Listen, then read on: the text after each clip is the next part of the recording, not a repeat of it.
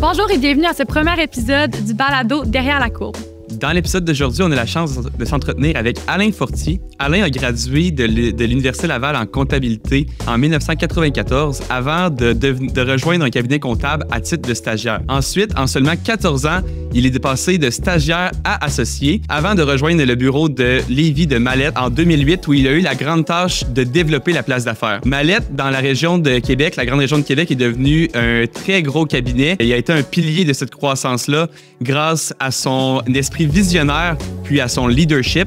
En 2022, Alain a reçu la distinction Fellow de l'Ordre des CPA. C'est un homme très accompli. J'espère que la discussion sera aussi enrichissante pour vous qu'elle l'a été pour nous. Donc, je vous souhaite une bonne écoute. Bonne écoute. Salut Charles. Salut Charles-Rose. Ça fait plaisir de vous rencontrer. Merci d'être là. Ça fait plaisir.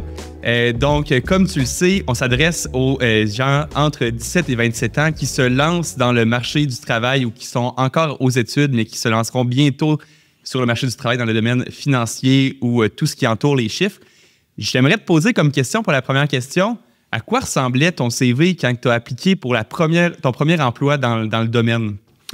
Bien, d'abord, je tiens à vous féliciter pour votre engagement dans le Cercle Finance. Merci. Dans le comité relève du Cercle Finance. Et je pense que cet engagement-là va vous servir, va vous être utile. Et c'est un peu le chemin que j'ai pris quand j'ai commencé à travailler. J'ai toujours été très engagé dans mon milieu, très engagé dans la... Rapidement, là, j'ai eu des implications dans les associations étudiantes, dans des différents comités de mon milieu. J'ai toujours aimé participer à transformer mon environnement. Donc, en commençant à travailler, j'avais eu mes expériences d'emploi étudiant. Je travaillais un peu dans le domaine administratif déjà, à la Caisse de Lévis, comme caissier. Puis, mais rapidement, mes collègues étaient des gens qui avaient un emploi permanent, qui étaient un peu plus âgés que moi, mais j'avais pu établir des liens avec eux. Je m'étais impliqué dans mon milieu de travail et j'avais progressé quelque peu à l'intérieur de la caisse qui n'étaient pas les caisses d'aujourd'hui, où est-ce qu'on avait nos petits tiroirs caisses avec l'argent comptant, mais j'avais eu quelques responsabilités additionnelles, quand même relativement jeune. Okay. Et au niveau, entre autres, mon engagement davantage commençait au niveau collégial, où j'ai été président de mon association étudiante ici au Cégep de Lévis. Et à ce titre-là, j'étais membre du conseil d'administration du Cégep. Alors, j'étais déjà dans un environnement de gestion de structures corporatives et un peu d'administration. Et comme président de l'association étudiante, bien, j'ai piloté plusieurs projets qui étaient de l'époque.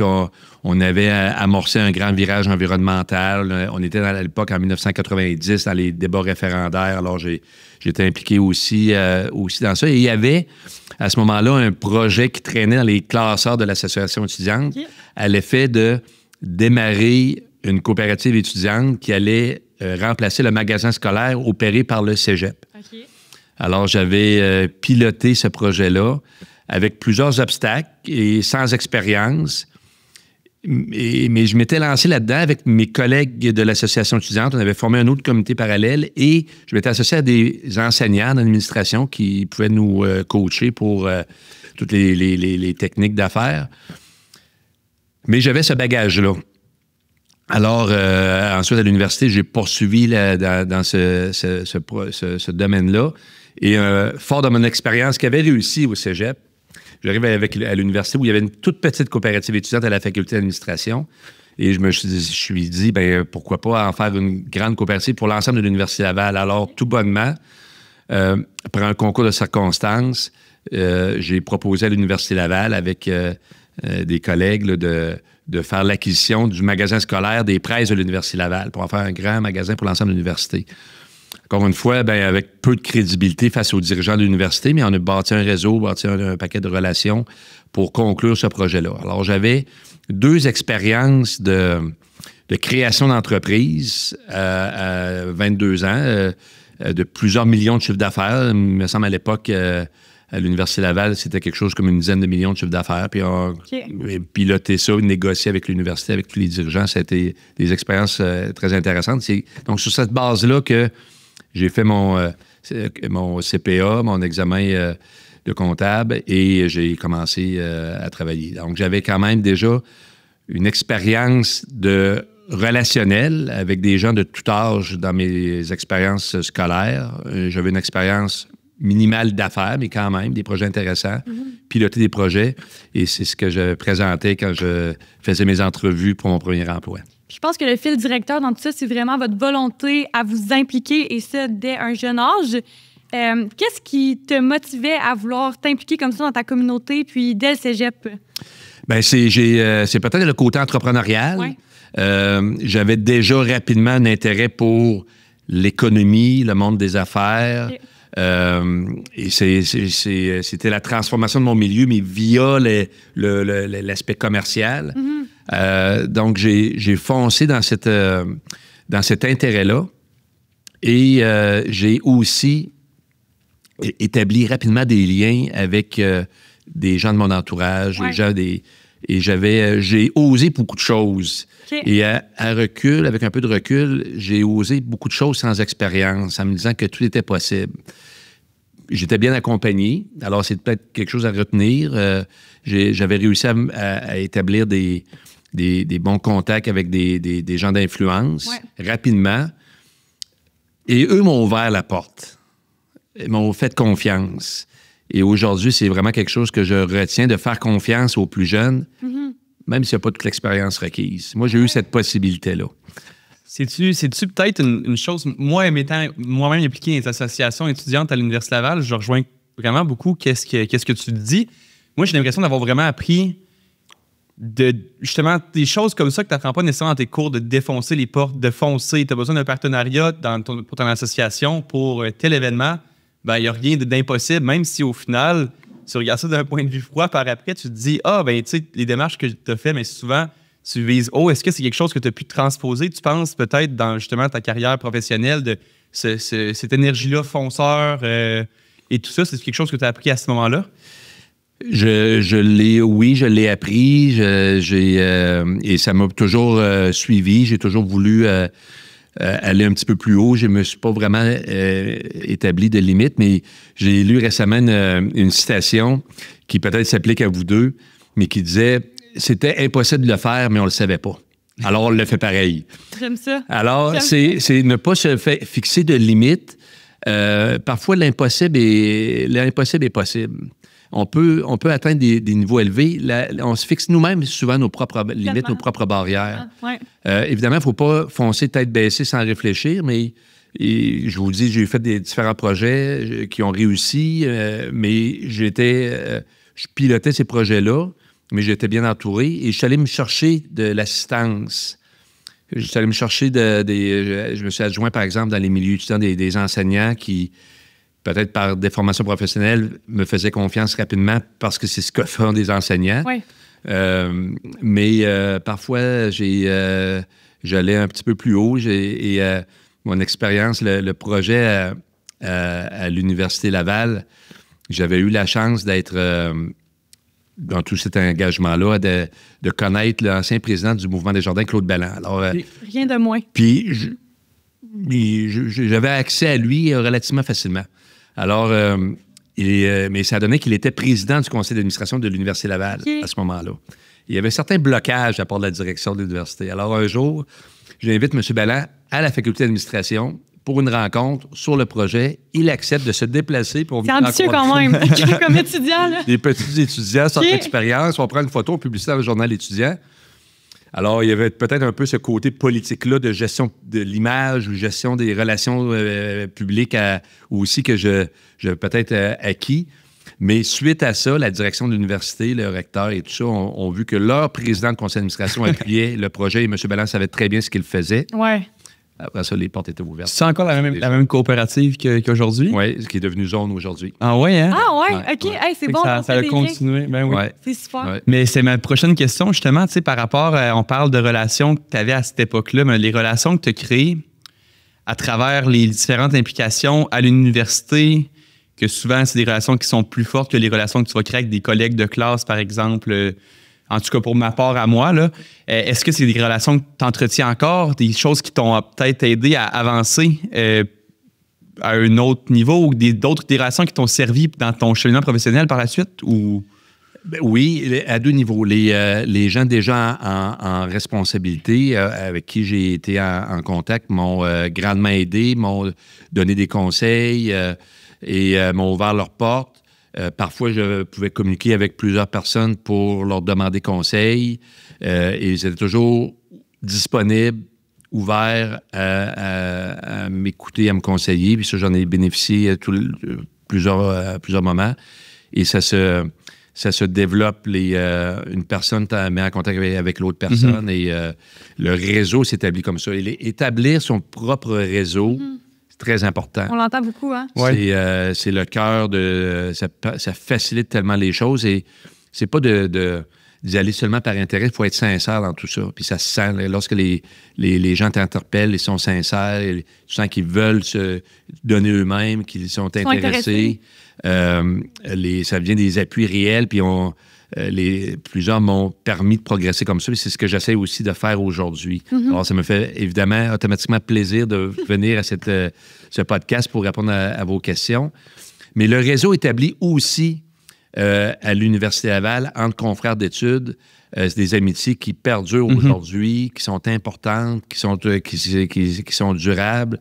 Je revoyais, j'ai un ami là, qui a reçu une reconnaissance en même temps que moi, François Tremblay, qui dirige Volvo Canada. Oui. Mais François et moi, on s'est connus à l'université. Ah oui, hein? On s'est perdu de vue un certain nombre d'années. Il était en Europe pour le travail. Puis lorsqu'il est revenu à la région, on s'est recontacté puis on a repris contact ensemble comme ça, on ne s'était jamais laissé. Alors, ces relations-là d'amitié,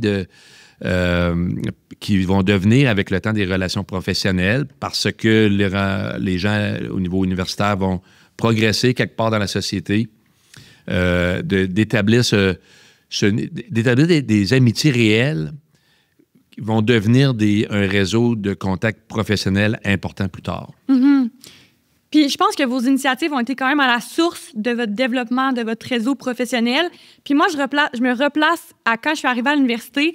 Il y a tellement de façons de s'impliquer dans la communauté étudiante, que ça soit dans les différentes associations qui existent pour l'ensemble des concentrations en administration des affaires, par exemple, ou par l'entremise de compétitions académiques. Comment est-ce que vous avez fait pour sélectionner, vous, vos ambitions, puis ce dans quoi vous voulez vous impliquer? Puis, c'était quoi que vous souhaitiez développer par l'entremise de ces implications-là en particulier? C'est quelles compétences que vraiment vous souhaitiez développer à ce moment-là de votre cheminement? Bien, j'étais peut-être moins dans le développement des compétences que dans le développement d'un projet. Et ce qui m'a guidé, c'est des projets qui ont duré quelques années. Donc, c'était le démarrage d'entreprise, la négociation avec différentes composantes. C'est beaucoup ça qui m'a conduit dans mes choix d'engagement. Mais j'ai aussi poursuivi, une fois l'université terminée, poursuivi dans mon milieu plus directement. J'ai eu beaucoup d'intérêt et j'ai encore beaucoup d'intérêt pour tout le domaine de l'éducation. Alors, quelques années après avoir été déjà sur le conseil d'administration du Cégep à Lévis, on m'a demandé pour participer au conseil d'administration, revenir au conseil d'administration comme intervenant de la communauté d'affaires de la région. Alors, j'ai retourné comme administrateur. Je suis devenu président du conseil d'administration du Cégep de Lévis assez tôt, au début, je dirais, début de la trentaine. Et encore une fois, il y avait plusieurs projets de développement.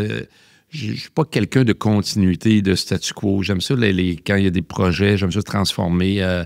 Au Cégep, à ce moment-là, il y avait tout un projet de développer un complexe scientifique et je me suis beaucoup engagé dans ce projet-là. Il y avait tout un projet de démarrer une université à Lévis. J'étais impliqué dans ce projet-là. Alors, j'ai poursuivi dans mes intérêts personnels qui étaient reliés, entre autres, au secteur de l'éducation à ce moment-là. Et quand tu t'engages dans des organismes, une fois rendu sur le marché du travail, en fonction de ton intérêt personnel, ça se traduit par ton action. Tu vois des opportunités, tu vois des possibilités de transformation, tu vas pouvoir prendre des responsabilités additionnelles. C'est le même qu'on progresse.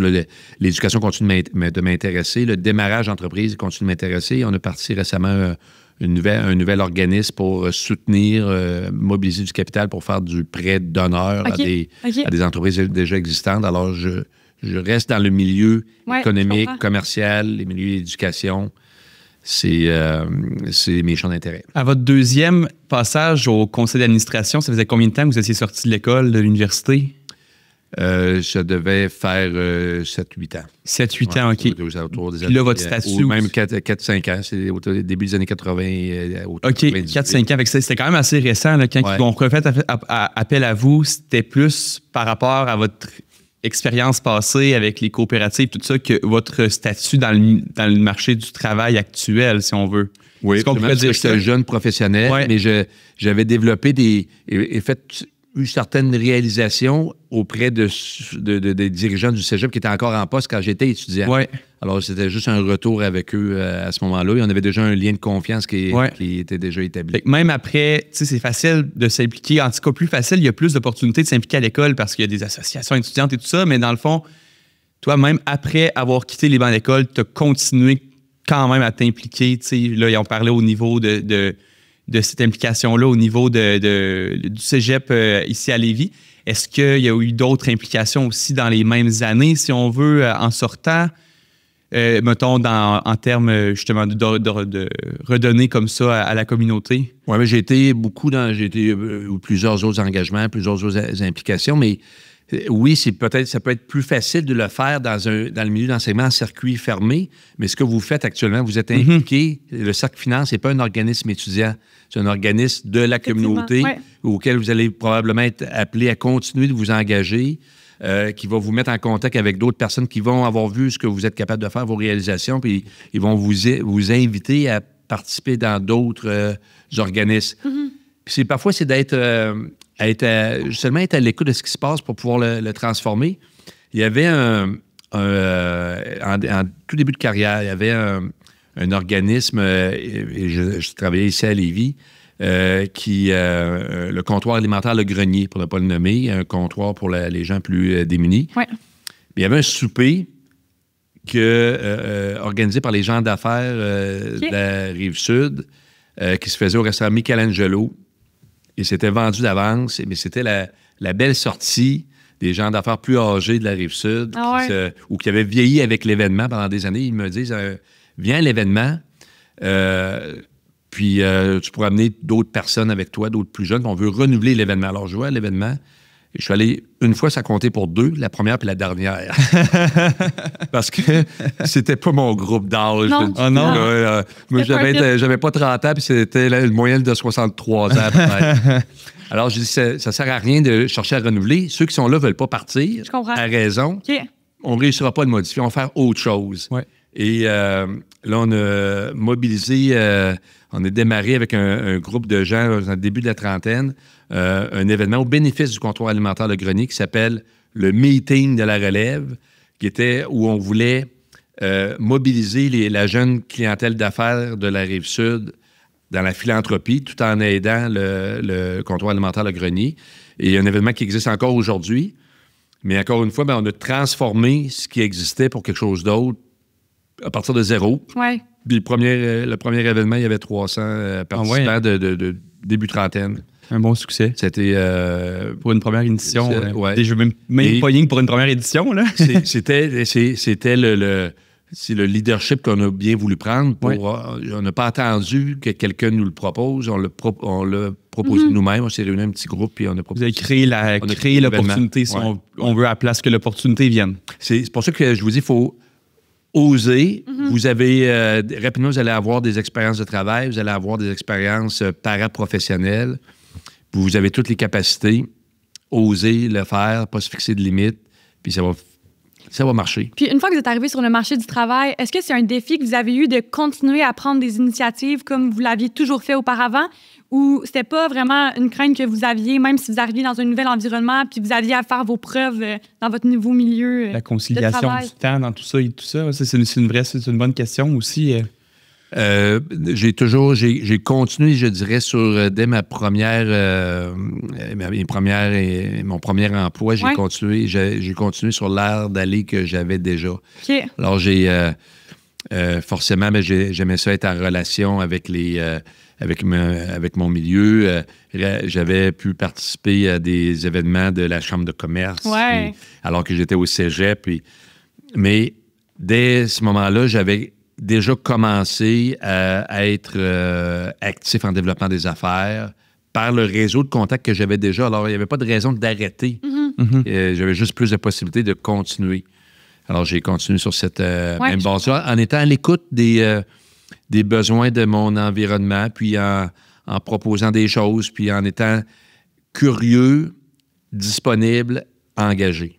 Ça ressemblait à quoi à ce moment-là? Vous n'étiez pas associé de faire du développement des affaires en tant que tel? C'était plus de la recommandation, mettons, vous parliez avec, je sais pas, telle entreprise, vous parliez de l'entreprise pour laquelle vous travaillez, puis mettons, c'est une recommandation que vous faisiez à un associé, puis vous les mettiez en contact, ou c'était plus toi qui prenais en fait pas l'initiative, là, mais qui était responsable de ce dossier-là dans le cabinet où tu étais? Je sais pas si ma question est claire, on dirait que elle est moins claire. Comment je comprends très bien, je prenais les initiatives moi-même.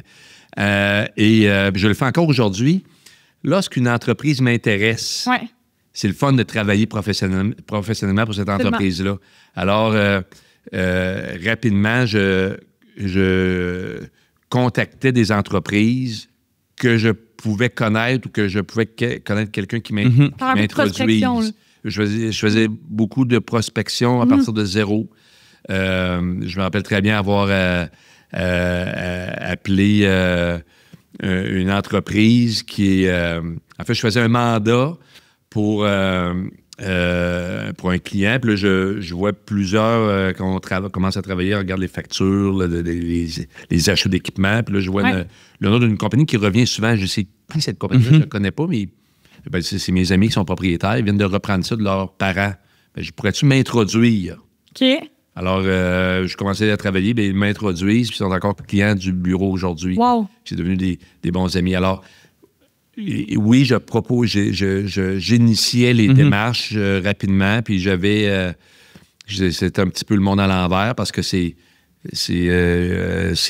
nouveaux clients-là, ils voulaient que je travaille avec eux. Je faisais le dossier, puis j'avais un associé qui... Non, c'est ça, mais c'est pour ça que je posais la question. Mais qui l'associé ne rencontrait jamais le client. mais j'avais fait mes propres démarches. Puis, encore une fois, je me mettais pas beaucoup de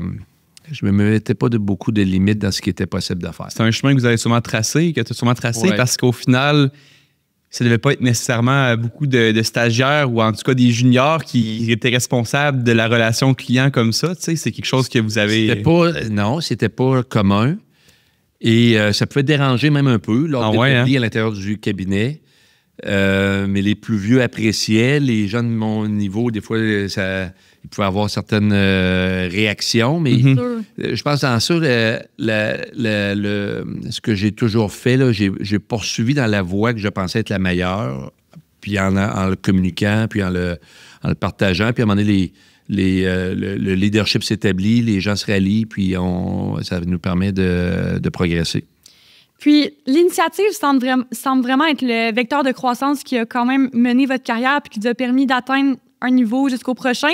Mais selon vous, quelles sont les autres aptitudes que vous avez qui vous ont permis de vous développer puis d'évoluer dans les institutions assez rapidement dans votre carrière, en début de carrière?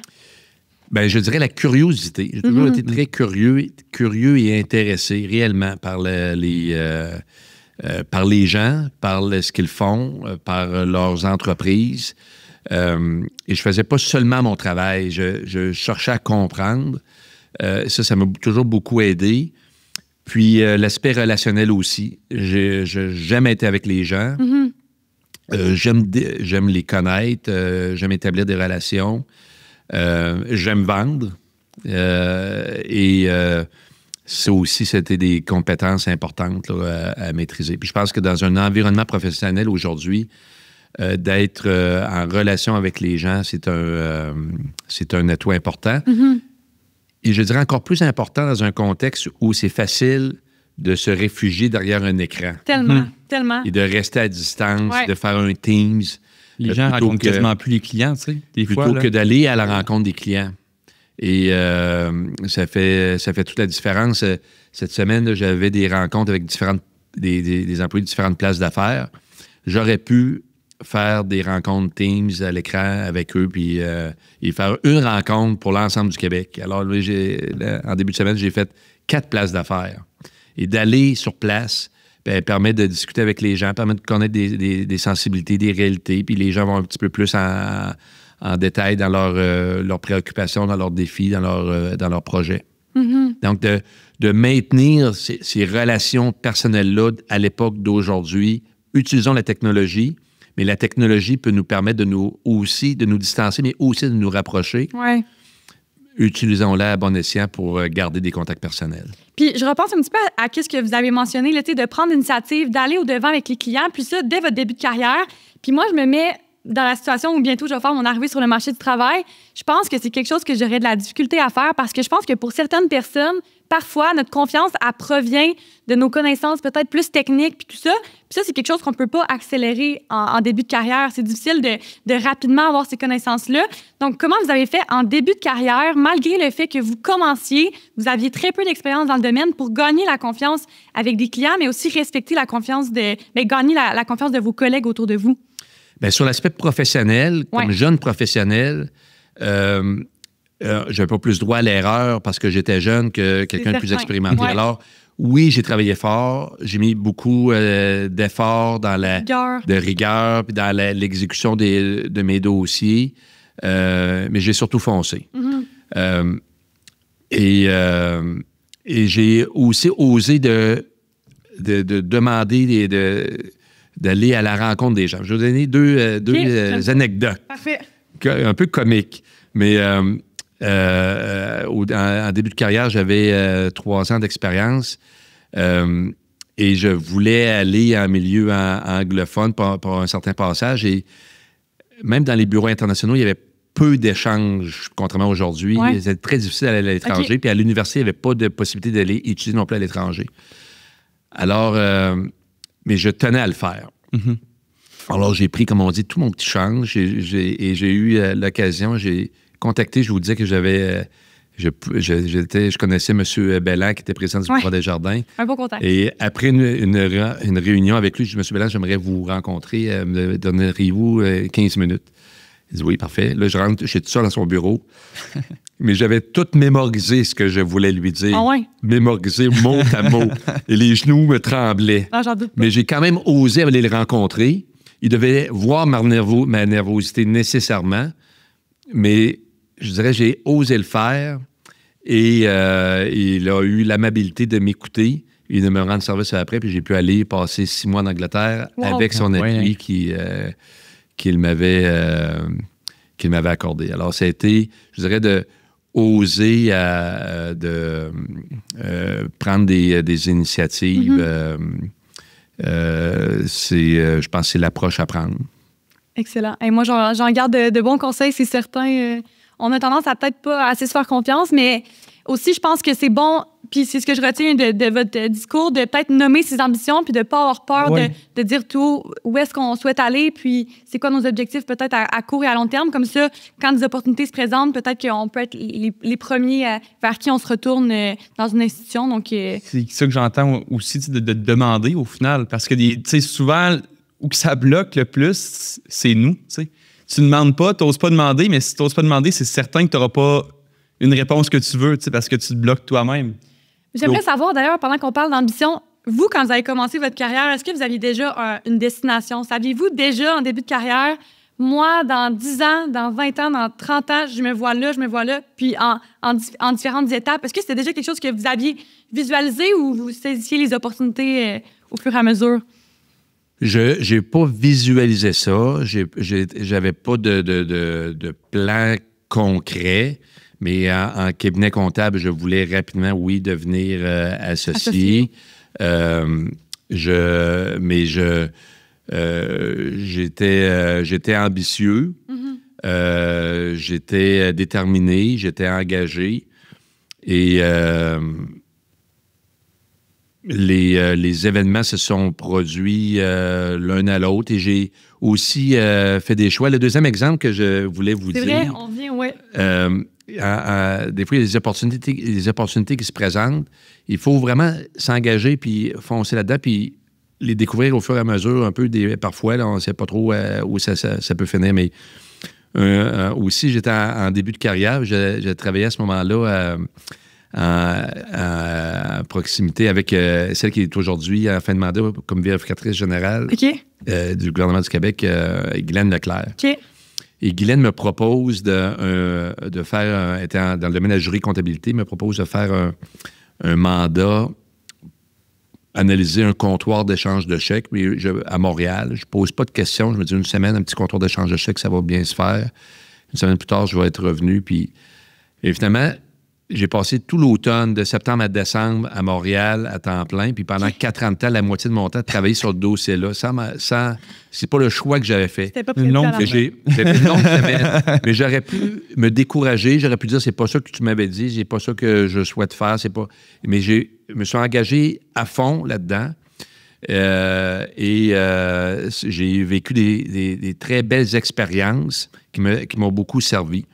Alors, ce que je retiens de ça, d'essayer, on en parlait hors des ondes tout à l'heure, mais vous avez dans votre génération la chance d'essayer des choses. Mm-hmm. J'ai essayé cette chose-là, puis après un certain temps, après 4 ans, j'ai dit non, c'est pas le domaine que je souhaite, dans lequel je souhaite œuvrer pour plusieurs raisons. Alors, mais vous avez la chance d'essayer des choses en début de carrière. N'hésitez pas à le faire. Vous allez découvrir des nouveaux secteurs. Vous allez aimer des choses moins, en aimer moins d'autres. Mais c'est pas grave d'essayer. Puis vous avez tellement d'opportunités qui se présentent devant vous que ça sera un cumul d'expériences pertinentes à la fin. Pour développer ces skills-là, avant de l'entrée, fait que là, on parlait de quand on est rentré dans le premier emploi, il y avait toute cette opportunité, toute cette expérience-là qui avait été faite. Ensuite, de choses qui ont été faites par rapport à ta carrière, quand tu es rentré aussi de foncer, de demander des choses, de développer des clientèles et tout ça. Est-ce qu'il y avait aussi de l'implication dans des comités, dans le cabinet où tu étais, qui t'ont permis aussi de te démarquer, si on veut, des autres qui poussaient aussi peut-être d'une autre façon dans le cabinet? Bien, j'ai rapidement été impliqué dans des dossiers de gestion, dans des dossiers des comités de développement d'affaires. J'ai rapidement fait partie de comité de gestion. J'ai piloté différents projets de développement. J'ai toujours été beaucoup dans le développement. Alors, j'ai piloté différents projets. C'est comme ça que le bureau de Lévis, on est parti. Il y avait déjà un associé, Marc Goulet, qui était sur place. Alors, moi et Marc, on a développé toute la place d'affaires de Lévis pour en faire un bureau important aujourd'hui, multidisciplinaire, et qui est parti à peu près de zéro. Ah oui, c'est impressionnant, ça. Aussi, rapidement, on a eu à se relocaliser et on occupait la moitié des espaces disponibles quand on a déménagé. Puis quand on a fait notre petit événement d'ouverture officielle, je disais rapidement, la place d'affaires va être pleine. Puis les gens me disaient, je rêve en couleur. Mais 6 mois plus tard, j'appelais le propriétaire, je dis, garde-nous très la suite, on risquerait d'en avoir besoin. En 6 mois, hein? Et il y a toujours été des agrandissements sur agrandissements. Alors, je me fixais pas trop de limites, encore une fois, puis je voyais que je me donnais des objectifs. Je me donnais une petite pression de livrer. Mais à force d'efforts, d'action, d'audace, les résultats finissent par arriver. À vous entendre parler, ça semble avoir été quand même une progression, sous forme de ligne droite. Puis on dirait que vous avez réussi justement à avoir des nouvelles opportunités qui se sont présentées à vous par vos initiatives. Est-ce qu'il est arrivé un moment dans votre carrière où vous avez frappé un mur, où là, il n'y avait plus de progression, puis vous avez dû trouver des alternatives pour vous démarquer, puis progresser au prochain niveau? J'ai pas eu j'ai pas frappé de mur. Bon, mais encore mieux, pourquoi pas? Mais il y a eu des périodes où la croissance ralentissait. Je pense à la période dans la région de Québec 2012 qui suivait la crise économique de 2008, ralentissement. Mais dans ces occasions-là, c'est juste de redoubler d'efforts, de continuer notre feuille de route, pas se décourager. Des obstacles, il y en a tout le temps. C'est ça, c'est sûr. Les choses ne peuvent pas toujours bien aller, mais il ne faut pas se laisser abattre par les obstacles. Les obstacles sont des opportunités de croissance. La pandémie était une opportunité. Les premières journées de pandémie, oui, il y avait un mur. Oui, tout s'effondrait. Les premières semaines. Mais rapidement, il fallait se retransformer en développement puis voir les opportunités qui allaient se présenter. Et c'est ce qu'on a fait. On a transformé l'organisation du bureau. On a identifié des nouveaux services à offrir aux entreprises, former des nouveaux comités de développement d'affaires à l'intérieur du bureau. Et dans l'adversité, on trouve des solutions. Et donc, il ne faut pas se... Il y a toujours des difficultés. Là, je vous raconte ça semble être facile. Ouais, il y avait un paquet d'obstacles. J'en doute pas. Il y a eu beaucoup il y a eu du stress. Ouais, j'en doute pas. Il y a eu des défis. Ouais. Mais lorsqu'il y en a, il faut continuer de travailler fort, puis les résultats finissent par arriver. En, mettons, première moitié de carrière, selon vous, c'est quoi l'obstacle qui a été qui vous a le plus appris? Souvent, on dit qu'on apprend dans l'adversité et tout ça. C'est le moment là, que vous vous êtes dit... Ou le plus gros défi que vous avez eu à affronter? En début de carrière, mon passage de 6 mois en Angleterre a quand même été un moment pas un grand défi professionnel, mais un moment de lâcher prise, de laisser aller, de quitter mon environnement. J'ai dû sous-louer l'appartement que j'occupais, me lancer dans le vide. Beaucoup de changements en peu de temps. Beaucoup de changements, d'adaptation locale lorsque j'étais en Angleterre. Donc, ça a tisser des liens avec des nouvelles personnes localement. C'est une langue. Ça a été un moment, je dirais pas difficile, mais il faut accepter de lâcher prise. Et je prenais un certain risque en disant je quitte mon environnement professionnel au complet. Puis moi, je travaillais dans un département de communication en Angleterre. Le marché de l'emploi était difficile, c'est la seule chose que j'avais trouvée. Mais j'ai accepté de tout laisser aller, prendre ce risque professionnel-là, en me disant quand je vais revenir, je vais avoir des nouvelles expériences qui vont être profitables, puis je vais avoir eu des meilleures bases en anglais. Et ça a été un beau moment d'apprentissage.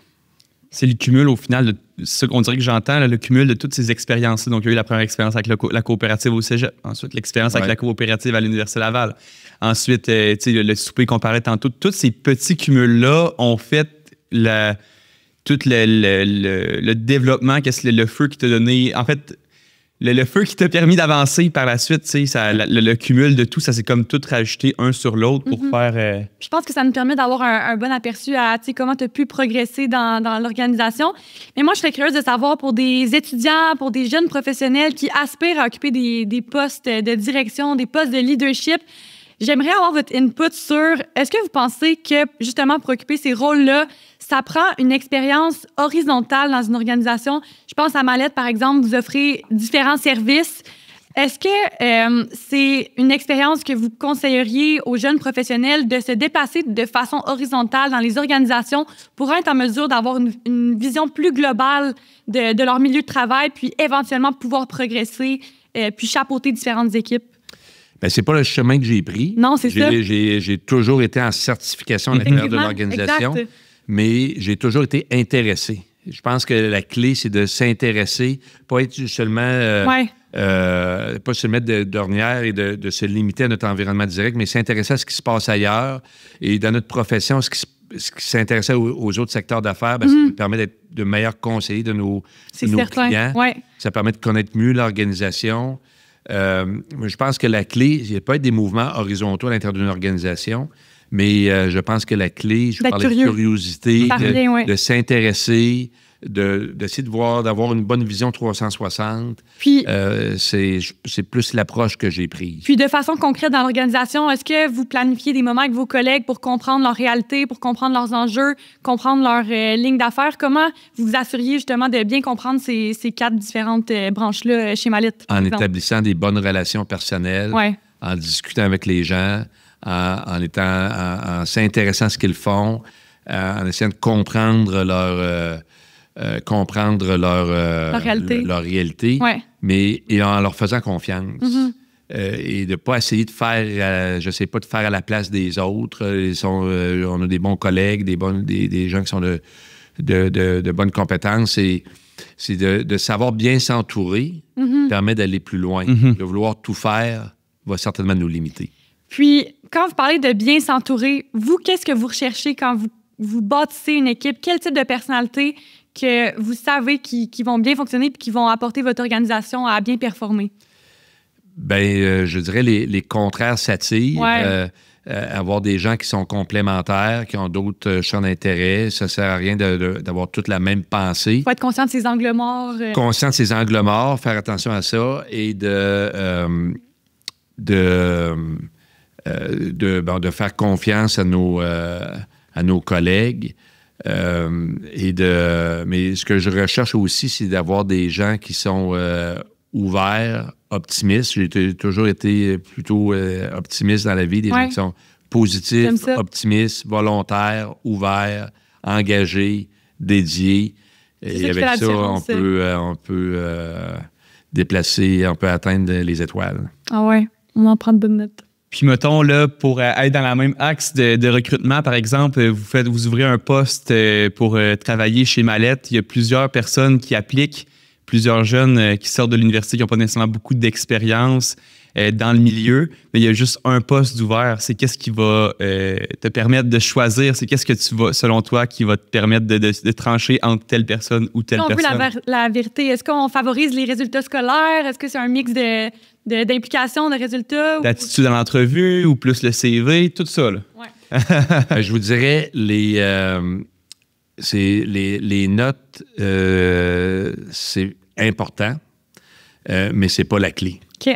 Et la franchise lors d'une entrevue, j'ai eu à engager quelqu'un qui sortait de l'université avec des notes des plus ordinaires, mais qui m'a expliqué pourquoi il y avait eu ces notes-là, qui s'étaient repris en main et qui étaient en progression. Puis sur la base de cette franchise-là, je l'ai engagé. C'était un excellent professionnel depuis. Si je m'étais juste fié aux notes, ça n'aurait pas donné ces résultats-là. Et le cumul des expériences, un étudiant qui parle plusieurs langues, un étudiant qui s'est engagé, un étudiant qui a fait du sport, qui a fait de la compétition sportive, qui a de l'ouverture, pas juste des notes, quelqu'un qui a un sens de drive, c'est davantage ça qui m'intéresse que les notes, parce qu'en début, avec l'expérience, ce que je constate, c'est que les notes sont une chose, mais à la fin, vous avez tous eu un bon enseignement, une bonne maîtrise de vos notions, vos bases sont bonnes généralement. C'est pas sur les notes qu'on se distingue, c'est sur notre personnalité, sur notre engagement. Et votre engagement que vous avez actuellement vous distingue déjà et vous donne des expériences complémentaires. C'est ça qu'il faut regarder. Excellent. Mais est-ce qu'on serait rendu aux questions de la fin? Ben, aux questions de la fin. En fait, on a parlé tout à l'heure, là, c'est le premier entrevue que nous, on fait, le premier podcast, mais à chaque podcast, on va terminer avec les 3 mêmes questions. Exact. Qu'on va pouvoir ensuite le partager sur Instagram avec les auditeurs, mais aussi avec les autres personnes qui nous suivent sur Instagram. Donc, premièrement, si tu avais un livre à recommander, un livre que tu as déjà lu, qui t'a apporté beaucoup, qui t'a appris? Bien, j'irais pas nécessairement dans un livre qui m'a apporté, mais des livres que j'aime lire pour me détendre davantage. Okay.